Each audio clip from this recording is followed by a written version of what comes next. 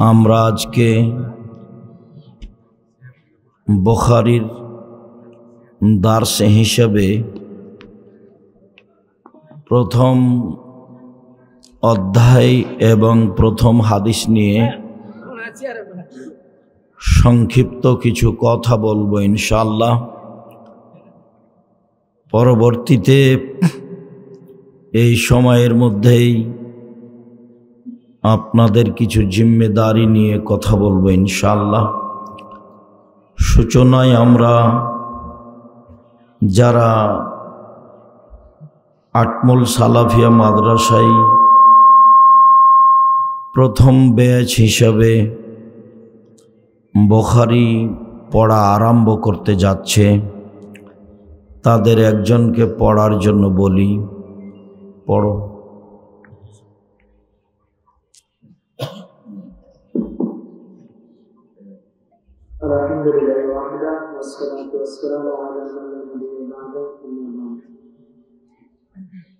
باب كيف كان بدء الوحي إلى رسول الله صلى الله عليه وسلم وقول الله عز وجل إنا أوحينا إليك كما أوحينا إلى نوح والنبيين من بعده. وبه قال حدثنا الحميدي قال حدثنا سفيان قال حدثنا يحيى بن سعيد الأنصاري قال أخبرني محمد بن إبراهيم التيمي أنه سمع علقمة بن وقاص الليثي يقول سمعت عمر بن الخطاب رضي الله عنه على المنبر يقول سمعت رسول الله صلى الله عليه وسلم يقول إنما الأعمال بالنيات وإنما لامرئ ما نوى فمن كانت هجرته إلى دنيا يصيبها أو إلى امرأة ينكحها فهجرته إلى ما هاجر إليه. السلام عليكم ورحمة الله. আলহামদুলিল্লাহ, সম্মানিত উপস্থিতি, আমরা আজকের বুখারীর প্রথম দার্সে বিস্তারিত আলোচনা করার সময় আমাদের নেই। মর্মে সংক্ষিপ্ত কথা এইভাবে যে পৃথিবীর হাদিস শাস্ত্রে সবচেয়ে বড় মুহাদ্দিস যারা হাদিস সংরক্ষণ করেছেন, যাদের মাধ্যম দিয়ে আল্লাহ কিয়ামত পর্যন্ত হাদিস মানুষ সমাজে বহাল রাখার ব্যবস্থা করেছেন, তার সবচেয়ে বড় মুহাদ্দিস হাদিস সংকলন সংগ্রহকারী ব্যক্তি মুহাম্মদ ইবনে ইসমাইল আল বুখারী। মুহাম্মদ ইবনে ইসমাইল আল বুখারী পৃথিবীতে সবচেয়ে হাদিস শাস্ত্রে বড় মানুষ বলে বিদ্বানগণ সিদ্ধান্ত নিয়ে বলেছেন। তিনি একটা হাদিস গ্রন্থ লিখেছেন, যে হাদিস গ্রন্থের নাম আছে আল জামে আস সাহি আল মুসনাদ মিন উমুরি রাসূলিল্লাহ সাল্লাল্লাহু আলাইহি সাল্লাম ওয়া সুনানিহি ওয়া আইয়ামিহি। তবে আমরা যে নামে পরিচিত তা হচ্ছে বুখারী। পরপরই আর একটা গ্রন্থ মুসলিম। স্বাভাবিকভাবে আমরা পুরুষ নারী বুখারী ও মুসলিম নামে দুইটি হাদিস গ্রন্থ অবগত আছি। ইমাম বুখারী রাহিমাহুল্লাহ তার কেতাবের সূচনায় সর্বপ্রথম ওহী সম্পর্কে আলোচনা করেছেন। আল্লাহর বাণী জিবরাইলের মাধ্যমে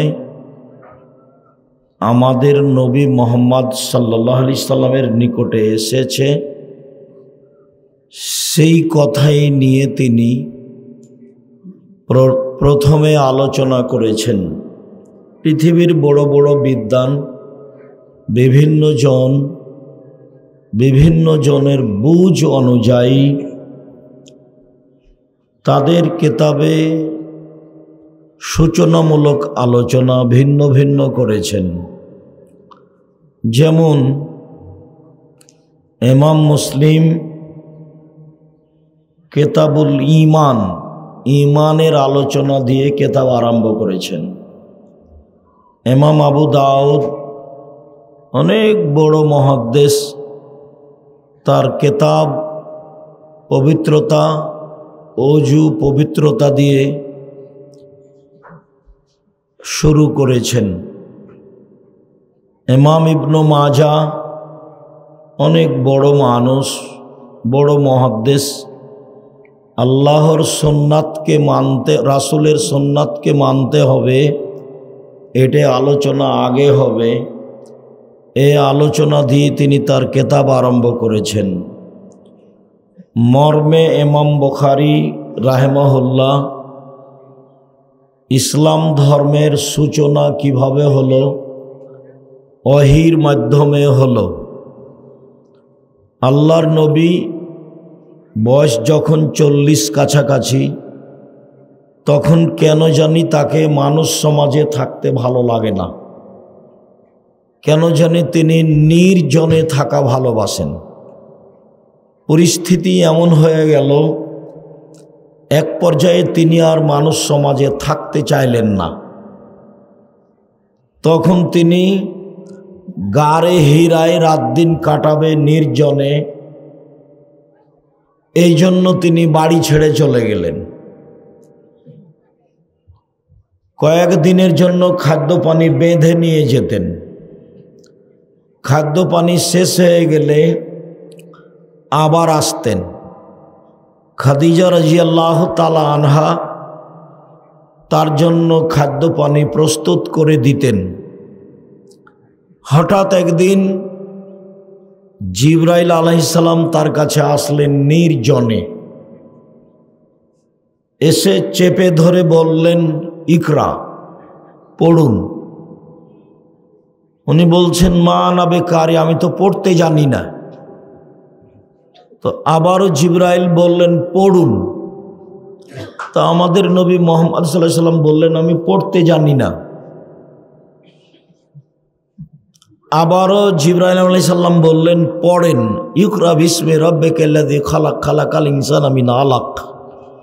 এই কয়েকটা আয়াত জিবরাইল আলাইহিস সালাম আমাদের নবী মুহাম্মদ সাল্লাল্লাহু আলাইহি সাল্লামের সামনে পেশ করলেন। তিনি ছিলেন নির্জনে, একাই নির্জনে থাকা তিনি পছন্দ করেছিলেন। নির্জনের সুবাদে জিবরাইল আসলেন। ঘটনা ঘটল, মুহাম্মদ সাল্লাল্লাহু আলাইহি সাল্লাম স্ত্রী খাদিজার নিকটে এসে বললেন, জাম্মিলুনি জাম্মিলুনি খাশিতু আলা নাফসি। খাদিজা, তুমি আমাকে কম্বল দিয়ে জড়িয়ে ধরো, আমি মারা যাই নাকি, আমি নিজের ব্যাপারে আশঙ্কা করছি, আমার যে কি হয়। তখন খাদিজা রাদিয়াল্লাহু তাআলা আনহা বললেন, বলেন কি আপনি, আপনার মতো মানুষের উপরে কোনো দুর্ঘটনা আসবে, এটা হয় না। এই কথা বলে তিনি কয়েকটা কথা উল্লেখ করলেন। তাতে তিনি বললেন, আপনি অসহায় মানুষের খাদ্য যোগান, অসহায় মানুষের বোঝা বহন করেন, মেহমানকে খাওয়ার ব্যবস্থা করেন, আপনি সবসময় মানুষের বিপদ আপদে থাকেন, আপনার উপরে দুর্ঘটনা আসতেই পারে না, কাল্লা, কখনো নয়। খাদিজা রাদিয়াল্লাহু তাআলা আনহা যা বললেন,